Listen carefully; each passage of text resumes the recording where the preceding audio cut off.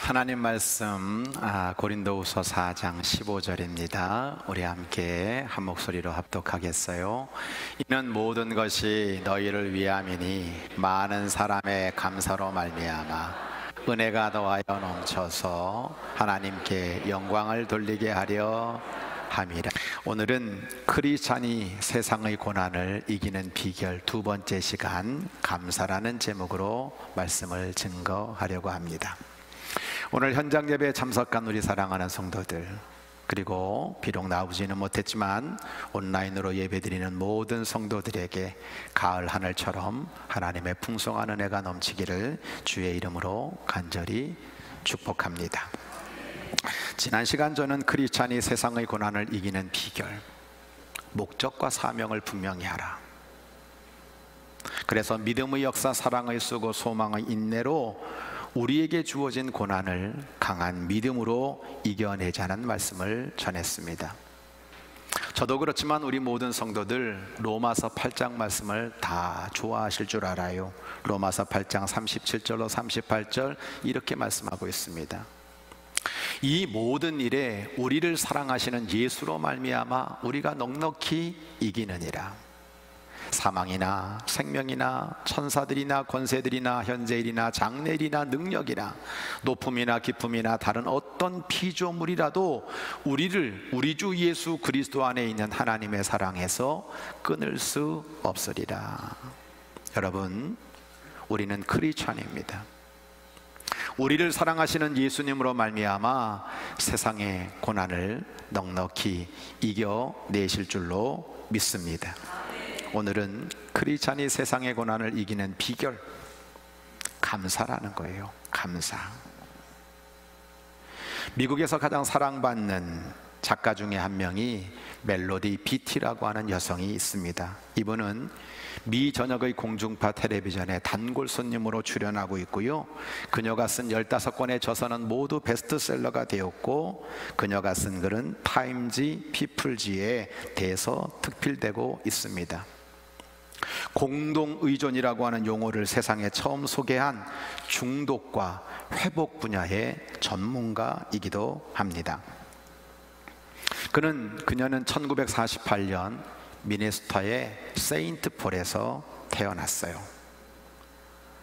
이분이 갓난아이일 때 아버지는 집을 나가버렸고요, 어머니 손에서 그렇게 크게 되었죠.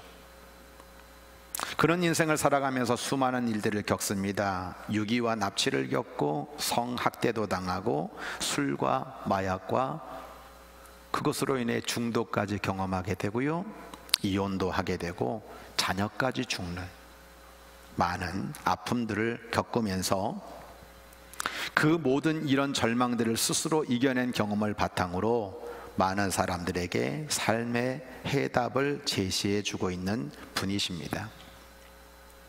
미국의 타임지는 이분을 이렇게 소개하고 있어요. 비티는 물속에 빠진 심정을 잘 알고 있다.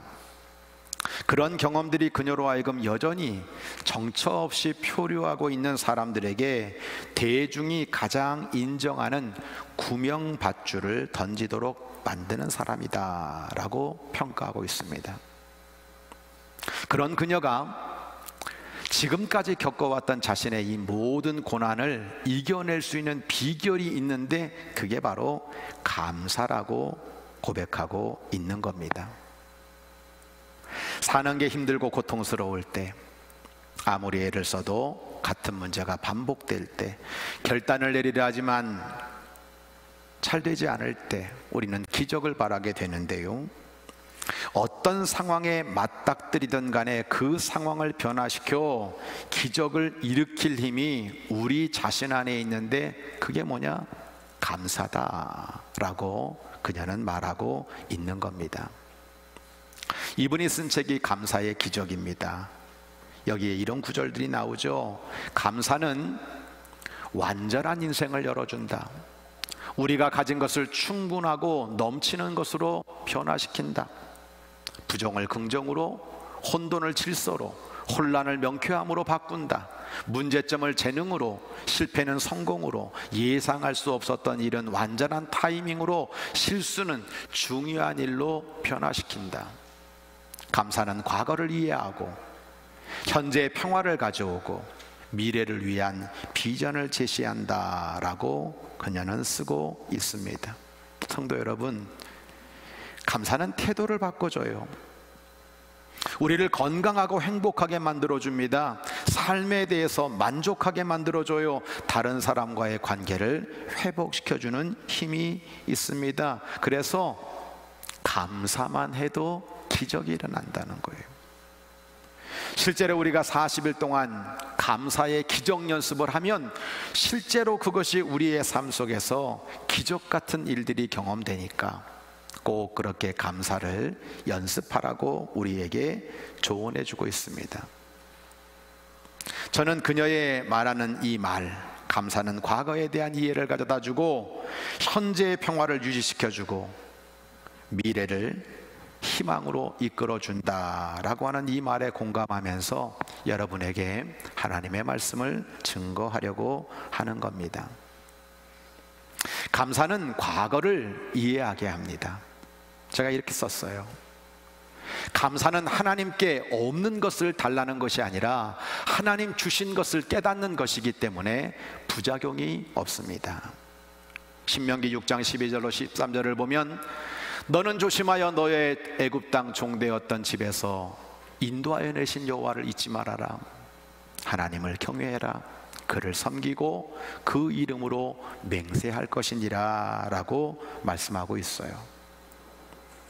하나님은 백성들에게 너희는 감사해라 라는 말씀을 하실 때 꼭 애굽 땅 종되었던 곳에서 너희를 이렇게 가나안 땅으로 인도하신 하나님께 감사하라 라고 말하면서 과거를 일깨워 주시는 것을 우리가 보게 되는 겁니다. 충청도 어느 교회에 한 할아버지가 계셨는데요, 이분은 늘 입에서 늘 생활 속에서 늘 과도하게 감사해요, 감사합니다, 이 말을 연발하며 사시는 분이 계셨습니다. 무슨 일을 만나도 감사가 나와요. 동네 사람들과 성도들은 이분을 보면서 참 귀하다라고 느끼면서도 저거 가식이 아닐까? 무슨 감사를 저렇게 매 순간마다 할 수 있어? 라고 오해를 했다고 합니다. 목사님조차도 아니 무슨 사람이 매 순간순간마다 늘 감사를 연발할 수 있을까? 이상한 사람 아니야? 경계할 정도였다고 합니다. 그런데 어느 날 이 할아버지가 예배 중에 간증을 하는 사연을 들으면서 모두가 고개를 끄덕이면서 감동을 받았다고 합니다. 이분은 이렇게 얘기하는 거예요. 저는 사실 이미 죽은 사람입니다. 50대 초반에 병원에서 폐암 판정을 받고 시한부 인생을 살았습니다. 지푸라기라도 잡는 심정으로 하나님을 찾게 되었고 교회를 다니면서 하나님께 살려달라고 기도를 드렸었죠. 근데 기적처럼 이유도 없고 원인도 없는데 그냥 제가 살았습니다. 의사도 기적이라고 말하고 가족들도 하나님의 기적이라고 믿고 있습니다. 그러고 나니까 그 후부터는 하루하루 살아가는 것이 하나님의 은혜였습니다. 나의 모든 시간은 덤이었습니다. 하나님이 저 같은 사람을 살려주신 은혜를 생각하니 제가 어떻게 매 순간마다 감사하며 살지 않을 수 있겠습니까? 여러분, 사도 바울도 마찬가지죠. 내 과거가 어땠는지를 분명히 알고 있는 성도는 모든 것을 감사로 받아들일 수 있는 겁니다. 이제 조만간 제 큰딸이 결혼을 하게 되었어요. 가만히 생각해 봤어요. 돌아봤어요. 예전에 내가 자식을 어떻게 키울까? 애들 공부는 시킬 수 있을까? 결혼을 할 수 있도록 하게는 해주실까 고민했어요. 그런데 어느덧 정말 하나님의 은혜로 이렇게 결혼을 해서 사윗감 데려오고 결혼식 한다고 하니까 그냥 은혜다, 참 감사하다. 여러분, 우리의 힘들었던 과거들, 옛날의 나의 처지들을 다시 한번 생각해 보면 우리는 나의 오늘 현재의 모습을 통해서 얼마든지 감사할 수 있는 겁니다. 말씀의 이해입니다. 감사는 절대 풍요를 쫓는 물질주의에서 오는 게 아닙니다. 하나님의 영적 구원으로 말미암아 가능하다는 사실을 크리스찬은 믿어야 되는 겁니다. 물론 물질이 풍성없고 하는 일이 잘 되면 감사 나오죠. 근데 아닐 때는 어떡하나요? 하박국 3장 16절로 19절을 보면 하박국은 내 현재의 마음과 내 몸의 상태를 이렇게 얘기해요. 창자가 흔들린다, 내 입술은 떨린다. 우리에게 쳐들어오는 이 환난 날이 기다리고 있고, 이런 환경들이 벗겨올 때 내 뼈는 썩어 들어가고 내 몸은 내 처소에서 벌벌 떨고 있다. 또 17절 이하를 보면 열매가 없다는 거예요. 가난하다는 거예요. 먹을 게 없다는 거예요. 그런데 하박국은 고백하는 거예요. 나는 하나님으로 말미암아 즐거워한다. 나의 구원의 하나님으로 말미암아 기뻐한다. 하나님은 내 힘이시다. 나를 사슴과 같이 뛰놀게 할 거고 나를 높은 곳에 다니게 할 거다. 바로 하나님의 이 영적 구원으로 말미암아 감사하고 찬양하는 하박국의 믿음을 우리 가운데 보여주고 있는 겁니다. 여러분, 세상의 평안과 풍요가 우리의 감사의 근본적인 힘이 아닙니다.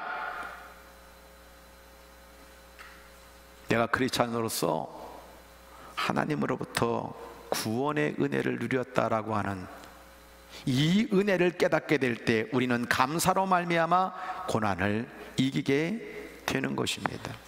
말씀의 적용입니다. 가장 좋은 최고의 복인 구원을 받았기 때문에 우리는 하나님께 감사드리며 세상의 모든 고난을 감사로 이겨야 될 줄 믿습니다. 에베소서 2장 3절로 5절을 보면 너희가 전에는 너희 육체의 욕심대로 살지 않았냐? 육체와 마음이 원하는 대로 살지 않았냐? 그렇지만 그 결과는 본질상 진노의 자녀였다. 그런데 하나님이 긍휼을 베풀어 주시고 사랑을 베풀어 주시고 우리에게 은혜를 베풀어 주셔서 허물로 죽을 수밖에 없는 우리를 예수 그리스도로 말미암아 구원시켜 주셨다. 이 은혜의 감사, 이 구원에 대한 감사를 가지고 사도 바울은 세상에서 주는 여러 가지 많은 고난들을 넉넉히 이겨낸 것을 보게 됩니다. 우리도 가장 좋은 복인 구원의 은혜를 가지고 매 순간순간마다 세상의 고난을 이겨내시기를 주의 이름으로 간절히 축복합니다. 둘째, 감사는 현재 평화를 줘요. 저 이렇게 썼어요. 감사는 현재의 삶에 여유 있는 평안을 주고 다시 문제를 풀어나갈 수 있는 해결 능력을 줍니다. 세상 말세가 되면 혼인을 금하게 된다는 거예요. 음식물에 대한 불평불만이 많이 나오게 된다는 거예요. 근데 너희들 감사함으로 받아라. 하나님이 지으신 모든 것이 선함에 감사함으로 받으면 버릴 것이 없다. 하나님의 말씀과 기도로 거룩해진다라고 우리들에게 성경은 말씀하고 있는 겁니다. 여러분, 현재의 팍팍한 세상 속에서 욕심을 부리며 살다 보니까 미혹의 영을 따라 믿음을 떠나는 인생들이 있어요. 양심의 화인 맞아 거짓말하는 인생이 되기도 합니다. 결혼도 왜 했나? 자식 때문에, 가정 때문에 회의를 느끼기도 하고 먹고 사는 것에 불만족으로 말미암아 그 심령이 혼란스럽게 되기도 합니다. 나는 말씀하시는 거예요. 하나님 지으신 모든 것이 선함에 감사함으로 받으면 버릴 것이 없다. 말씀과 기도로 거룩해진다. 결국은 우리가 크리스찬인데 감사의 믿음을 가지게 될 때 현재의 삶을 너무나도 윤택하게 살아갈 수 있게 되는 겁니다. 말씀의 이해입니다. 현재를 감사하며 살게 하는 것은 시각과 태도예요. 그리고 시각과 태도를 바꾸는 것은 크리스찬의 믿음입니다. 빌립보서 4장을 보면 사도 바울은 이렇게 고백하죠. 나는 어떤 형편이든지 자족하기를 배웠다. 비천에도 궁핍해도 풍부해도 배고파도 나는 일체의 비결을 배웠다. 내게 능력 주시는 자 안에서 내가 모든 것을 할 수 있다 라고 말하고 있는 겁니다. 성도 여러분, 제가 목회 한 30년 정도 하면서 이런 생각을 해요. 세상의 고난을 이기는 수많은 감사의 힘들을 우리는 분명히 알고 있거든요.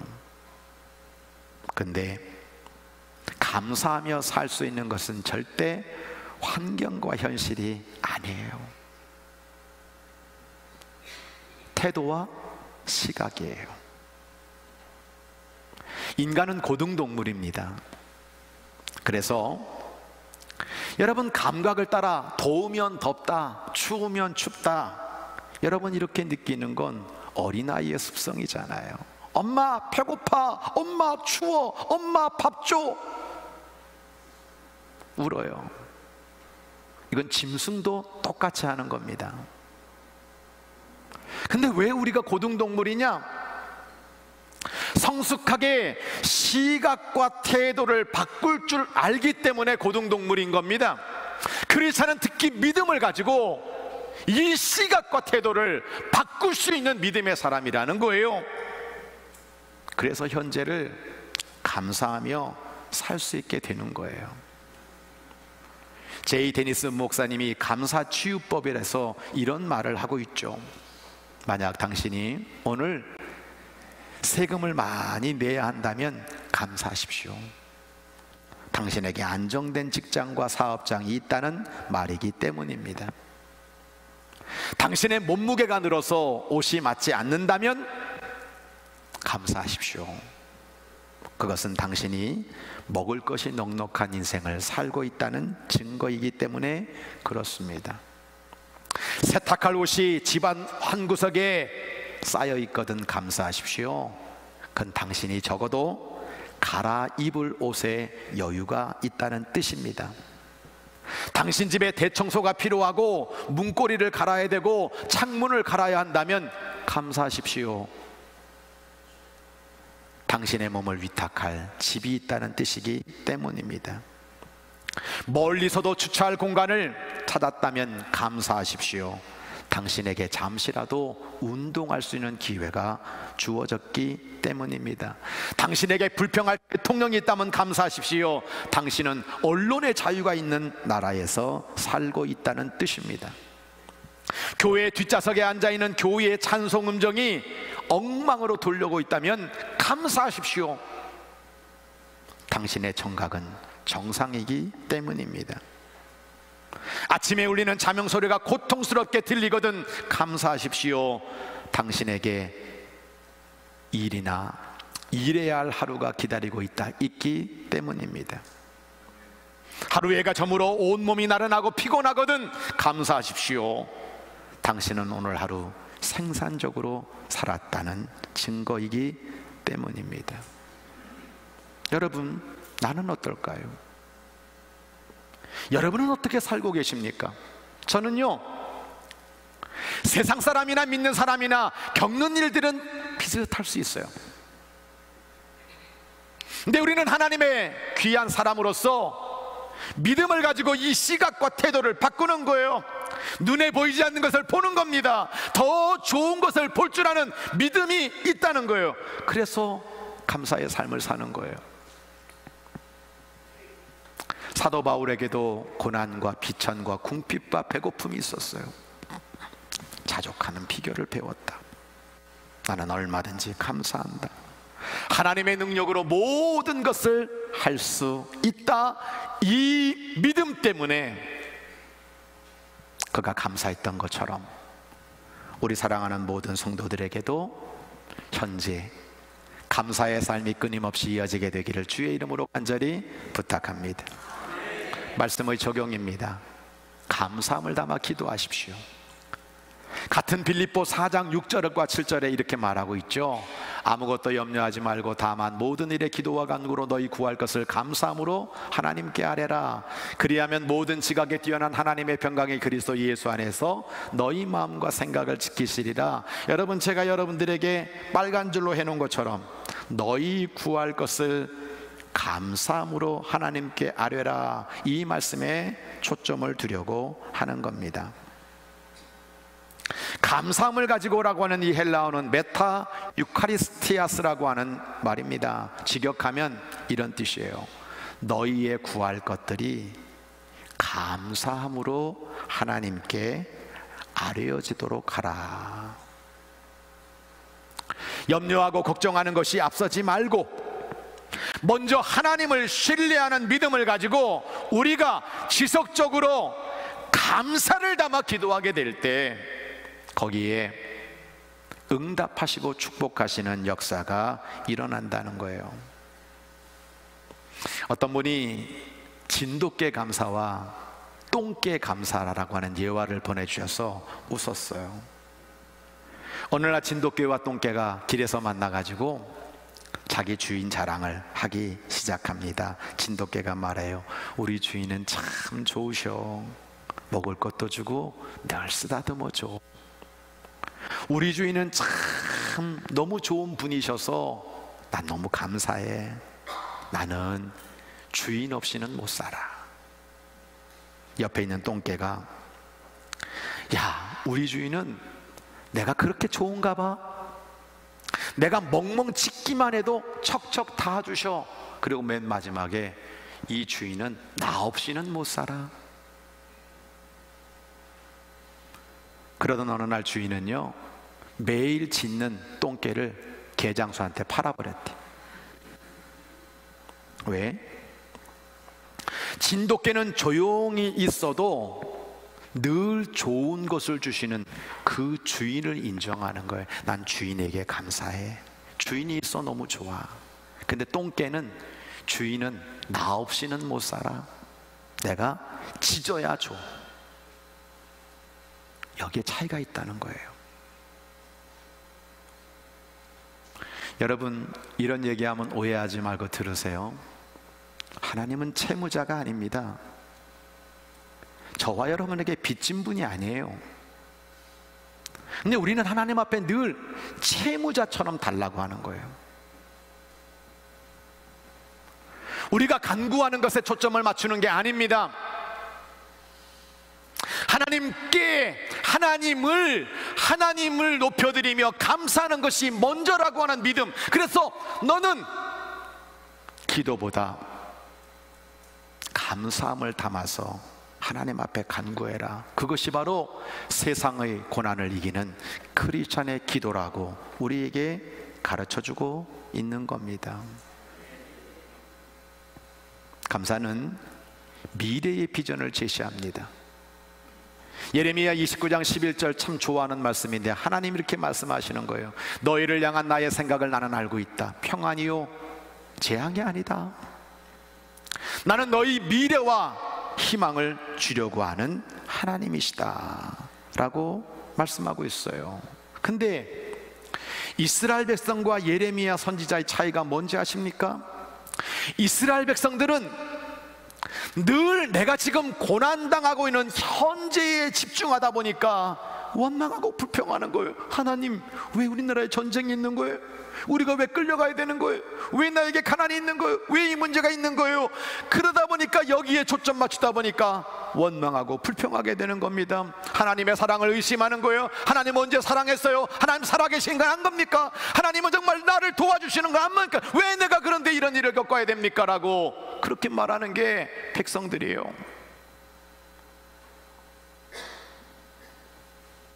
근데 예레미야는 환난과 핍박이 예고되어 있는 이 상황 속에서 하나님의 진정한 뜻이 무엇인지를 아는 거예요. 하나님은 나에게 현재의 재앙이 아니라 우리에게 평안을 주시려고 하는 분이야.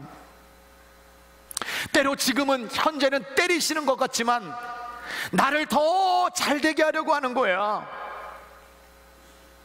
우리의 마지막이 미래와 희망을 가지고 좋은 결과를 얻게 하시려고 하는 것이 하나님의 뜻이야. 그러므로 우리는 그 하나님을 신뢰하고 내 미래를 그분께 맡기며 하나님을 바라보라고 말하고 있는 겁니다.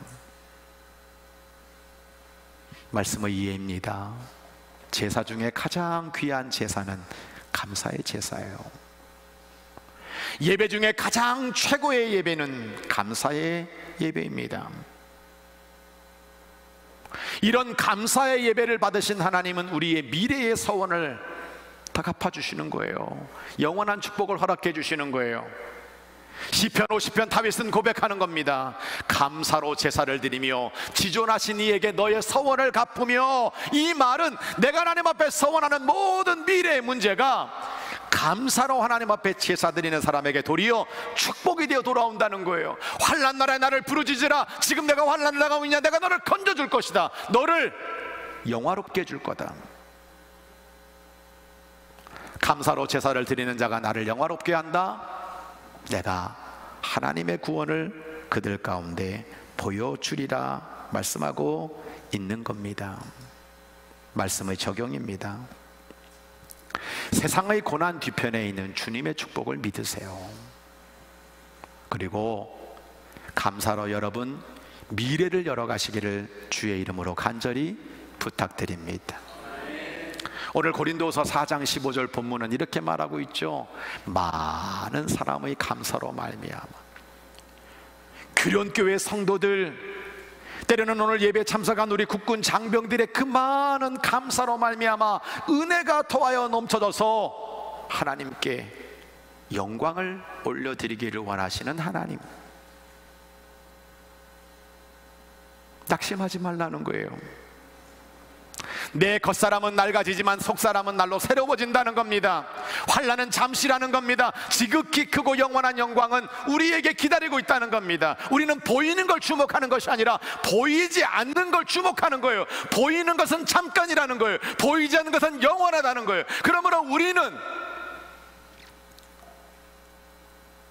이 주님이 우리를 위해서 준비해 놓으실 이 미래, 이 축복을 감사함으로 분명히 믿으면서 미래를 열어가야 된다는 거예요.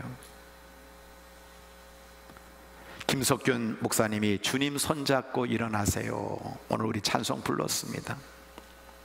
1절 가사 어떻게 시작하고 있습니까? 왜 나만 겪는 고난이냐고 원망하지 마세요. 전 이 가사가 좋아요.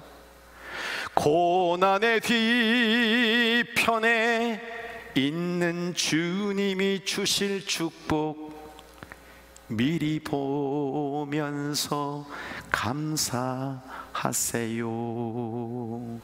맨 마지막에 주님이 나와 함께함을 믿는다면 어떤 고난도 견딜 수 있잖아요. 여러분, 정말 중요한 거예요. 미국에서 대형마트로 크게 성공한 한인 교포분이 계셨습니다. 이분은 미국으로 건너갔어요. 그리고 평범하게 한 동네 사람들을 대상으로 구멍가게를 운영한 거죠. 근데 대형마트가 됐어요. 기자가 찾아와서 물었습니다. 당신은 어떻게 이렇게 미국에서 성공한 사람이 되었습니까? 라고 이야기할 때 이 주인은 이런 대답을 합니다. 우리 가게에 불이 나지 않았더라면 저는 이렇게 되지 못했을 겁니다.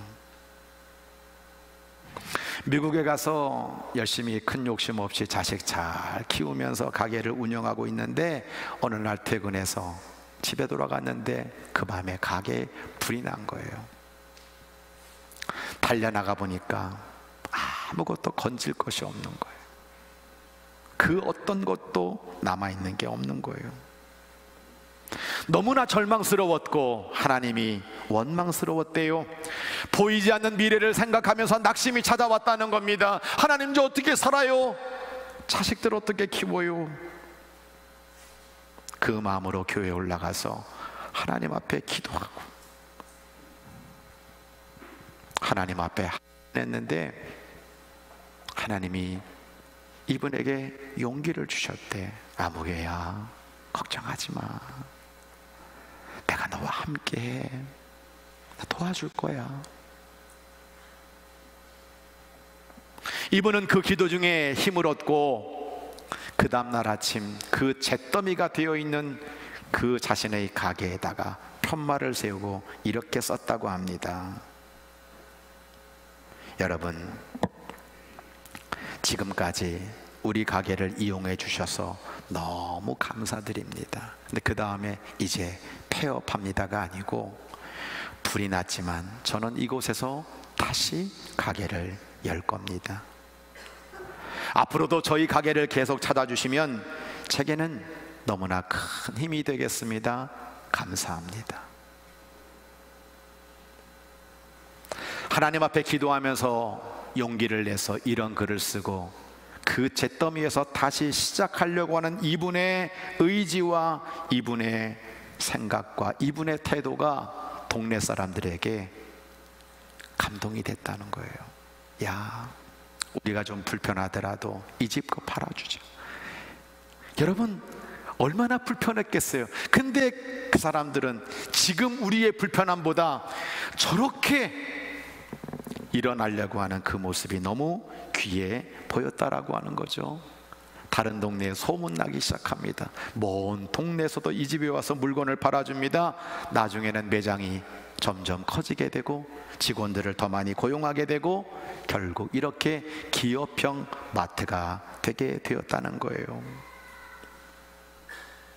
가게에 불이 났지만 감사했더니 하나님은 저의 미래를 더 밝게 만들어 주셨습니다. 성도 여러분, 남 얘기 아닙니다. 이거 우리는 크리스찬이에요. 세상 사람들과 외모도 비슷하고 사는 것도 비슷하고 생각도 비슷하고 배운 것도 비슷하고 가진 것도 비슷하고 똑같을지 몰라요. 근데 우리에게는 예수님에 대한 믿음이 있는 거예요. 나는 하나님의 구원받은 자녀인 줄로 믿으시기 바랍니다. 그 어떤 경우에도 우리는 그 구원의 감사를 가지고 과거의 아픔들 다 오늘의 감사로 승화시킬 수 있는 줄로 믿습니다. 현재 감사함을 담아 기도하세요. 그래서 하나님의 주시는 그 은혜로 말미암아 여러분의 삶이 평화로 감사로 이어지게 되기를 축복합니다. 오늘 무엇이 우리를 가로막고 있습니까? 뭐가 문제입니까? 하나님은 우리에게 미래와 희망을 주시는 분이다. 내가 지금 고난을 당하고 있지만 이 고난 뒤에는 미래와 희망을 주시는 하나님의 축복이 기다리고 있다. 이 믿음과 이 의지와 이 여러분 그 기도는 우리를 특별하게 만드는 거예요. 새로운 사람으로 만드는 거예요. 뛰어난 사업가가 되게 만드는 거예요. 어떤 일이든지 이겨낼 수 있는 놀라운 힘을 주는 줄로 믿으시기 바랍니다. 영의 눈을 뜨십시오. 실패와 상처와 문제 뒤에 있는 주님을 보세요. 그것만 보지 말고요. 오늘도 행운권 100만 원 준다니까 거기 다 눈 뒤집어지지 마시고 그 뒤에 우리는 하나님이 주실 그 축복을 바라보며 주님 손잡고 감사로 미래를 열어가시는 가운데 그리 차니 세상의 고난을 이기는 비결, 감사다. 과거도 현재도 미래도 이 감사로 말미암아 형통의 인생을 열어가는 우리 사랑하는 모든 성도들 되시기를 주의 이름으로 간절히 축원합니다.